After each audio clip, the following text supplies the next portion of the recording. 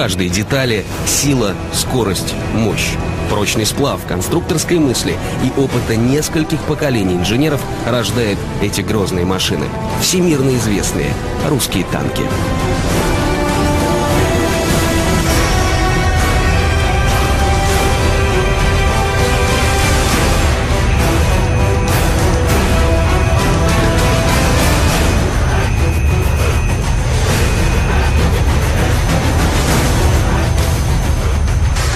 У этого предприятия совершенно мирное название, но Россия гордится его военной продукцией. Танки, созданные здесь, в Нижнем Тагиле, на Уральском вагоностроительном заводе. Признанные лидеры оборонной техники, которые взяли на вооружение армии нескольких десятков стран. Завод расположен на западе Свердловской области, в Нижнем Тагиле. До Екатеринбурга, где находится ближайший аэропорт, 146 километров. От Москвы до центрального города Урала чуть более 2 часов лета. Промышленные предприятия Урала сыграли важнейшую роль в истории развития российской индустрии. Танкостроение – сложнейшая и наукоемкая отрасль, показатели интеллекта и потенциала страны. Здесь, на Урале, бьется сердце и работает мозг российского танкостроения.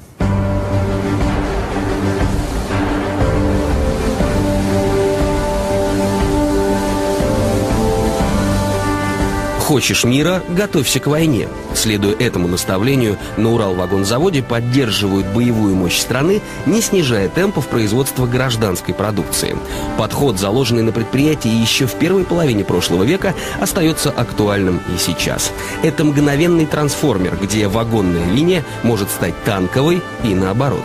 Визитной карточкой одного из крупнейших в мире научно-производственных комплексов во все времена были железнодорожные грузовые контейнеры и цистерны. За всю историю завода из этих цехов вышло более 1 миллиона вагонов различного назначения.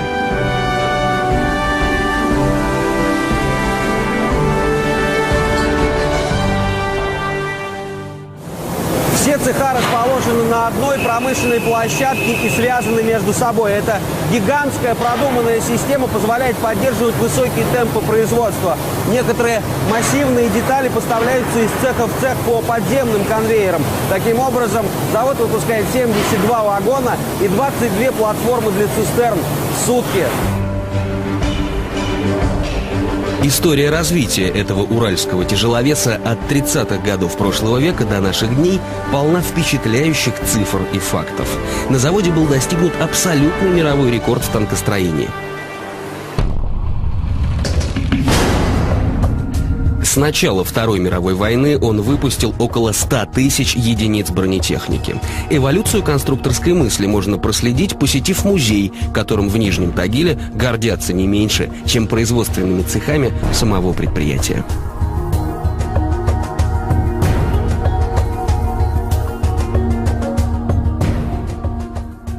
Вот они, 13 боевых машин, составляющих экспозицию музея. Все они на ходу и до сих пор принимают участие как в полевых испытаниях, так и в парадах военной техники. Есть здесь и серийные танки, и совершенно уникальные экземпляры, которые можно увидеть только в этом музее. Ну и, конечно, самый массовый танк Второй мировой войны – легендарный Т-34, один из важнейших символов победы над фашизмом. 18 декабря 1941 года водитель-испытатель Федор Харченко вывел из ворот сборочного цеха первый танк Т-34. Он проехал по рабочему поселку, ознаменовав начало эры тагильского танкостроения. Эти машины сражались под Сталинградом, на Курской дуге, в Вене и Праге, штурмовали Берлин.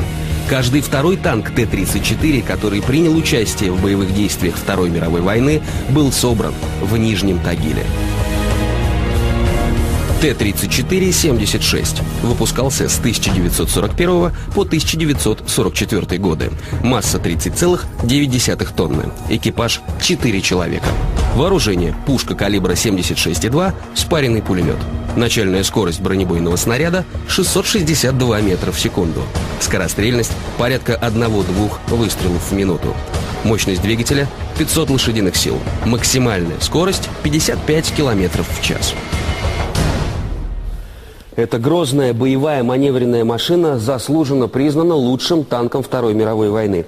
Т-34 оказал огромное влияние на ее исход и на дальнейшее развитие мирового танкостроения. При создании этого танка советским конструкторам удалось найти оптимальное соотношение между основными боевыми, тактическими и технологическими характеристиками.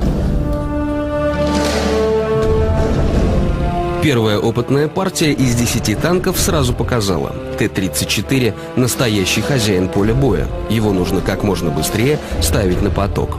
Начало серийного производства стало завершающим этапом трехлетней работы советских танкостроителей по созданию принципиально новой боевой машины.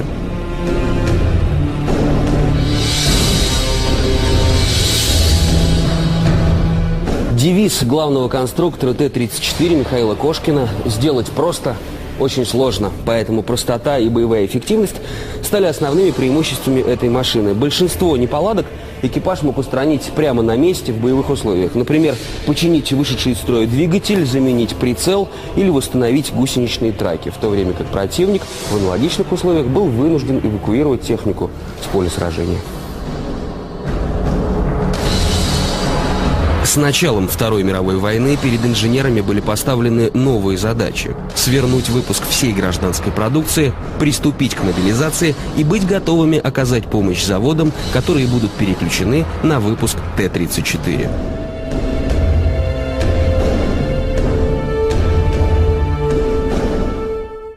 На начало войны танк Т-34 превосходил немецкие танки по бронезащите, огневой мощи и подвижности.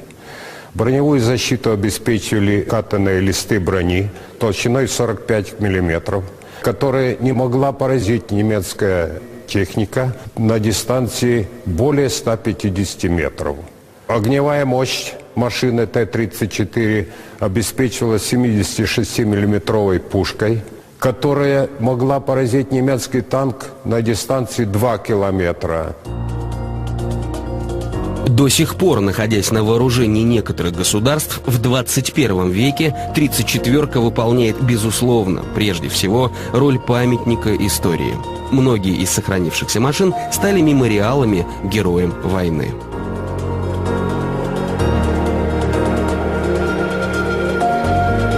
Последний Т-34, выпущенный Уралвагонзаводом в 1945 году по просьбе рабочих, был установлен у проходной. Спустя 36 лет он своим ходом переехал на новое место, вот к этому постаменту, и после этого продолжал принимать участие в праздничных парадах Победы. Славу заводу принес танк «Легенда», но этот промышленный гигант изначально был создан как мирное производство. Для строительства на Урале одного из крупнейших предприятий мира были исторические предпосылки.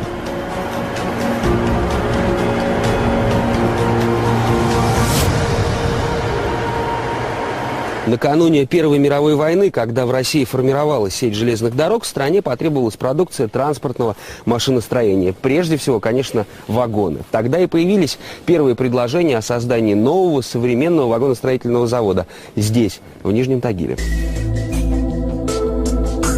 Следуя опыту и традициям своих предшественников, первых металлургических заводов Урала, предприятие выбрало путь комбината, объединяющего более сотни различных подразделений.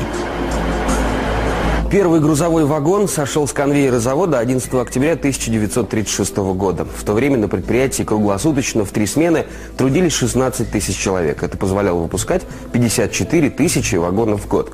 И вот еще одна внушительная цифра. Каждый третий вагон на магистралях огромной страны был сделан в Нижнем Тагиле. Формат замкнутого цикла изначально позволял перевести мирное производство в оборонное, что в начале тревожного 20 века было особенно важно. И в рекордные сроки, всего за 2 месяца, Нижний Тагил превратился в настоящий танкоград. Это был без преувеличения трудовой подвиг рабочих, инженеров и служащих. В 1941 году был пущен первый в мире танковый конвейер. Уральский вагоностроительный еще в конце 30-х годов был выбран дублером Харьковского завода на случай войны. Для того, чтобы усилить мощь уральского предприятия, в августе 1941-го вышло распоряжение об эвакуации сюда 12 заводов из западных частей страны. В Нижний Тагил хлынул поток рабочих и их семей – более 70 тысяч человек. Изучая документы тех лет, историк Алла Песлегина подсчитала, население города в считанные недели увеличилось почти в 4 раза. Десятки тысяч переселенцев из юго-западных регионов страны приезжали на строительство Уралвагонзавода. Здесь даже открывали школы, где преподавание велось на татарском, удмуртском, украинском языках. Предприятие было огромным, и тем не менее для установки всего эвакуированного оборудования пришлось построить еще 4 цеха. Самоотверженность танкостроителей поражает современных историков. Чтобы начать поставку вооружения на фронт как можно скорее, сначала монтировали и запускали станки, работали прямо под открытым небом, несмотря на холода. Сами цеха, стены и кровлю вокруг нового производства возводили уже потом.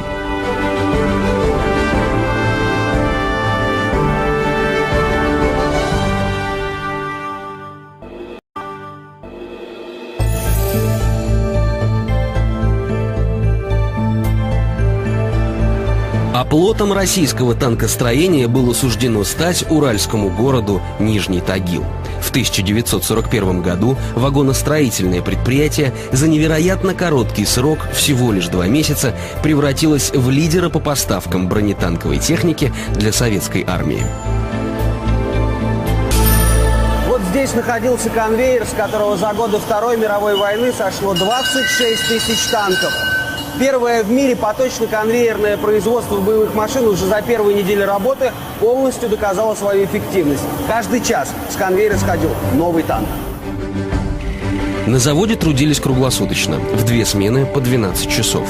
Работать разрешалось подросткам с 14 лет. Здесь, помимо танков, выпускались также бронекорпуса самолетов Ил-2, ракеты М-13 для легендарной «Катюши». Кроме того, предприятие изготавливало авиационные бомбы и лафеты, опоры для артиллерийских орудий. Конструкторское бюро Уралвагонзавода формировалось лучшими военными и гражданскими инженерами страны. На оборонную промышленность были брошены все силы. Вот на таких кульманах создавались чертежи абсолютно всех всемирно известных советских танков. Это была тяжелая и скрупулезная работа, ведь для выпуска одного только Т-34 потребовалось 17 тысяч чертежей.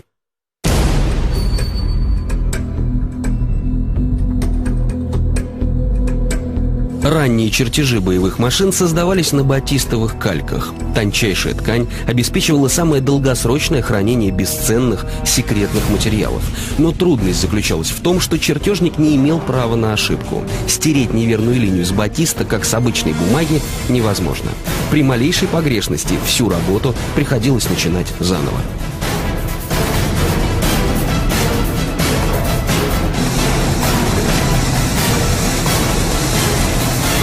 Даже далекому от оборонной сферы человеку интересно проследить, как с изменением самой тактики ведения войн рождаются принципиально новые конструкторские идеи. Каждый выпущенный в Нижнем Тагиле танк был незаменим именно для своего времени. Но, как показывает история военной промышленности, на пути создания машин нового поколения предшественников современных инженеров неизбежно ждали не только победы, но и разочарования.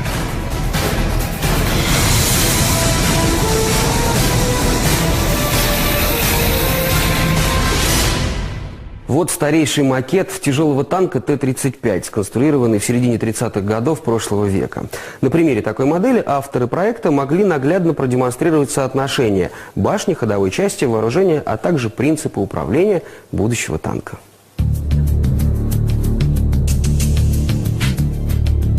И вот исторический парадокс. Очень скоро создателям Т-35 пришлось признать свой просчет. Массивный механизм с огромным экипажем 12 человек стал ошибкой разработчиков. Слабая броня, огромные размеры и неповоротливость превращали Т-35 в отличную мишень для вражеской артиллерии. Танк выпускался на Харьковском заводе. Была изготовлена всего 61 серийная машина. К началу войны Т-35 полностью морально устарел. Вот это прототип современной компьютерной 3D-модели. В альбоме 22 полупрозрачных листа, за счет которых изображение, смотрите, действительно становится объемным.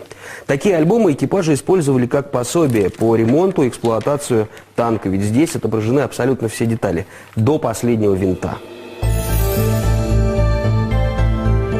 Для работы над этим проектом художников даже специально вызывали с фронта. Их мастерство высоко оценило руководство страны. Создателей уникального альбома наградили Сталинской премией первой степени.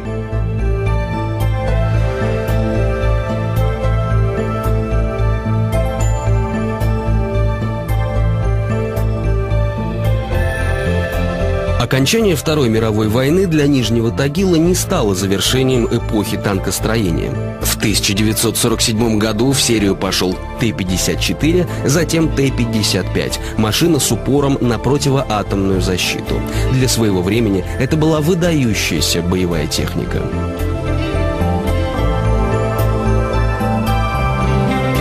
По соседству с легендарным Т-34 модели, которые, участвуя в боях по всему свету, доказали свое превосходство над армией противника.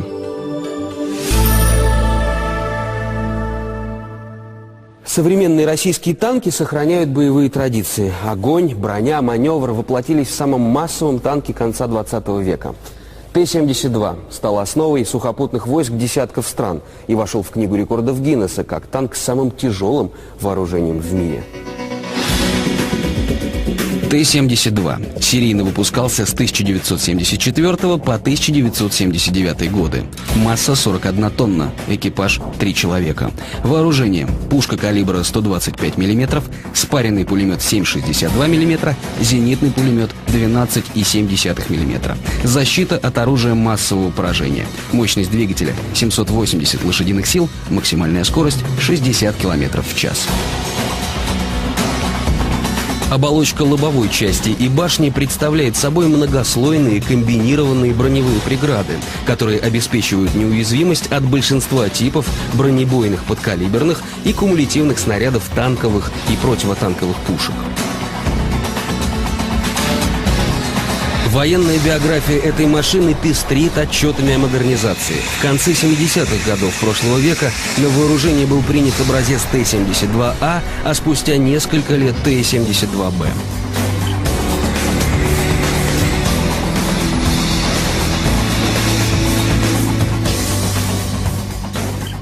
Цех окончательной сборки появился на Уральском вагоностроительном заводе в начале 70-х годов прошлого века. Это первый и единственный в мире конвейер по производству танков. Практически полный цикл от выплавки крупных деталей до отгрузки заказчику. Современные разработчики брони для российской армии также используют принцип конвейера. По мнению инженеров, именно такой метод позволяет добиться максимальной скорости, качества и объемов столь наукоемкого производства.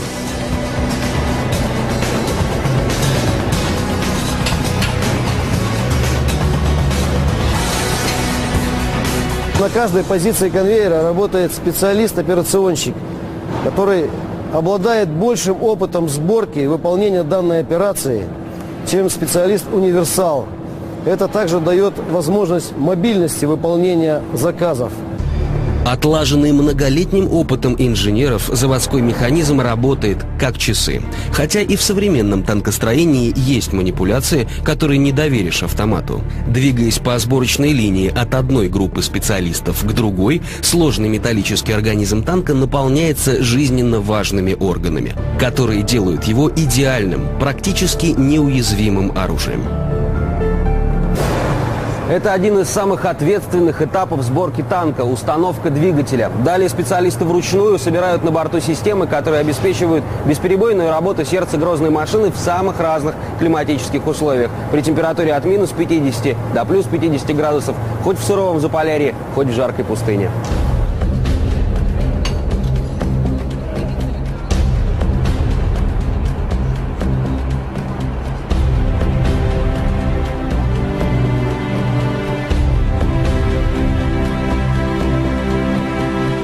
Эра отечественного танкостроения насчитывает почти 100 лет. Первая российская машина, получившая название «Борец за свободу, товарищ Ленин», в 1920 году сошла со стапелей завода «Красное Сормово» в Нижнем Новгороде. Спустя век на Урале создают уже около десятка наименований бронетанковых механизмов.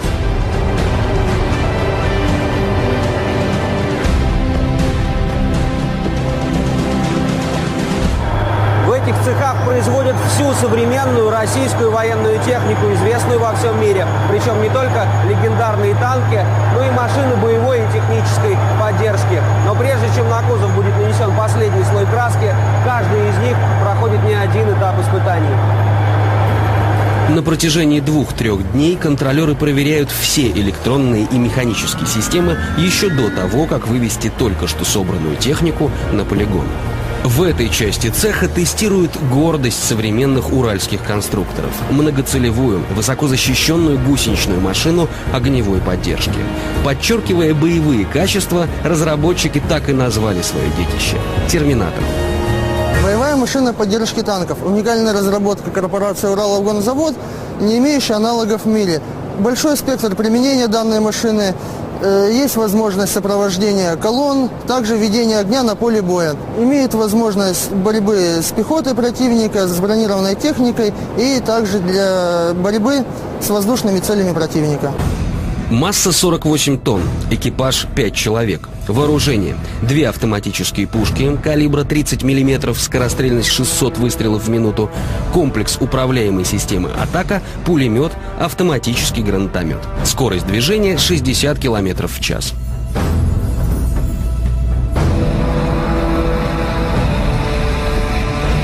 Вот она, движущая сила современной армии. Мощное вооружение, совершенные приборы управления огнем и высокая маневренность. Разработчикам удалось создать абсолютно новый механизм для поражения пехоты, борьбы с вертолетами, а также низколетящими целями.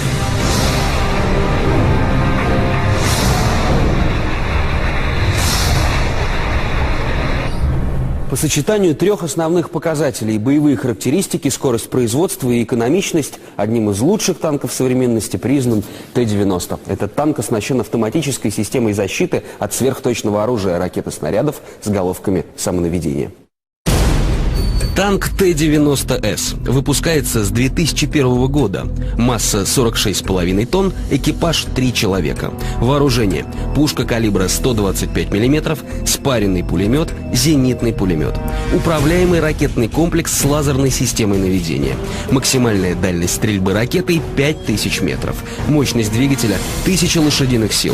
Максимальная скорость 65 км в час. Глубина подводного вождения 5 метров. Представляя собой последнюю модификацию машин легендарного семейства танков Т-72, Т-90 воплотил в себе практически все лучшее, что было создано в отечественном танкостроении к началу 21 века.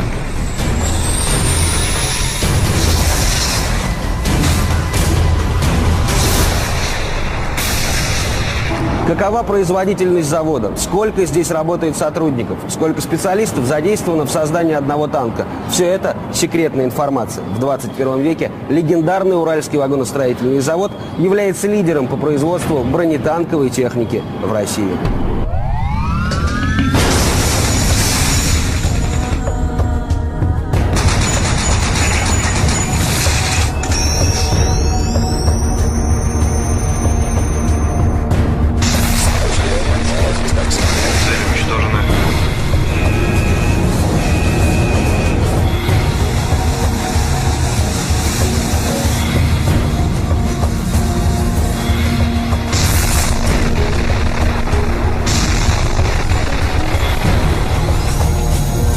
Изначально построенный для мирного производства Уральский завод стал легендой отрасли военной. В мировую историю Уралвагонзавод вошел прежде всего как создатель знаменитого танка Т-34, сыгравшего ключевую роль в исходе многих сражений Второй мировой войны.